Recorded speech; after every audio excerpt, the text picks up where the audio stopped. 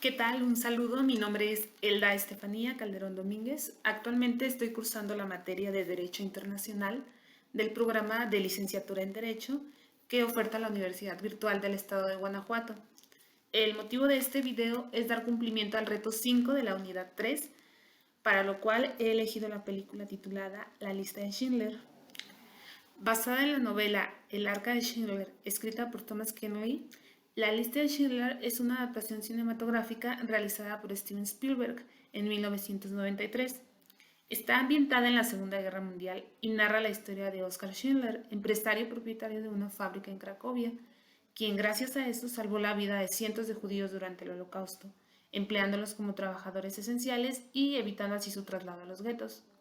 Más allá de presentar aquí una reseña de la película, me centraré en rescatar los aspectos jurídicos que se encuentran implícitos en la misma, ya que es a partir de la Segunda Guerra Mundial que se marca un antes y un después en el derecho internacional, con la creación de organismos como la ONU y declaraciones posteriores como la Declaración de los Derechos Humanos en 1948. Bueno, con la finalidad de comprender cuáles fueron las afectaciones jurídicas en el ámbito internacional con el inicio de la Segunda Guerra Mundial, es preciso retroceder a finales de la Primera Guerra Mundial.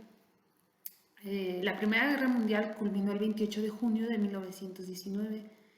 El Tratado de Versalles puso fin formalmente a esta guerra. Uno de los puntos más importantes del tratado y determinantes para el inicio de la Segunda Guerra Mundial fue reconocer a Alemania y a sus aliados como responsables de la guerra e imponerles importantes concesiones territoriales, así como grandes indemnizaciones monetarias. Derivado del Tratado de Versalles y a efecto de garantizar la paz entre las naciones después de la Primera Guerra Mundial, establecía la creación de la Sociedad de las Naciones.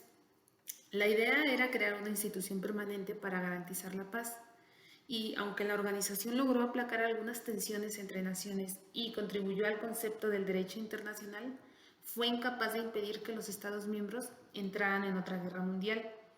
Esto si consideramos que Estados Unidos por cuestiones internas nunca formó parte de dicha organización, a pesar de que fue uno de los principales impulsores, y Alemania y Japón la abandonaron posteriormente. Alemania inició la Segunda Guerra Mundial al invadir Polonia el 1 de septiembre de 1939. En menos de un mes, Polonia sufrió la derrota a manos de las fuerzas alemanas y soviéticas, que procedieron a dividírsela. En años posteriores, Alemania invadió 11 países. La mayoría de los judíos europeos vivían en países que Alemania nazi ocupó o sobre los que tuvieron influencia durante la Segunda Guerra Mundial. Entre 1941 y 1944, las autoridades de la Alemania nazi deportaron a millones de judíos de Alemania, de los territorios ocupados y de los países del eje a guetos y a centros de exterminio. Como consecuencia de la Segunda Guerra Mundial, se calcula que murieron 55 millones de personas en todo el mundo. Este fue el conflicto más grande y destructivo de la historia. De igual forma que ocurrió después de la Primera Guerra Mundial, los esfuerzos por promover la paz entre las naciones se vieron materializados en una organización después de la Segunda Guerra Mundial.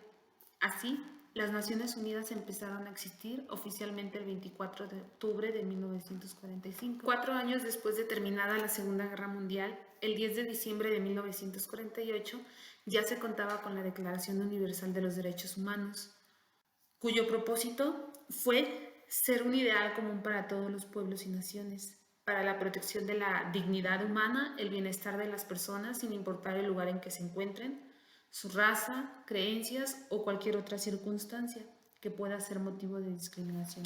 Si bien durante la Segunda Guerra Mundial no se contaba con una Declaración Universal de los Derechos Humanos, es cierto que no por eso no existían los derechos.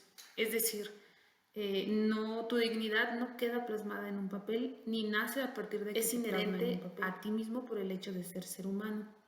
No obstante, es importante la generación de instrumentos normativos que procuren la promoción, la difusión y la protección de dichos derechos.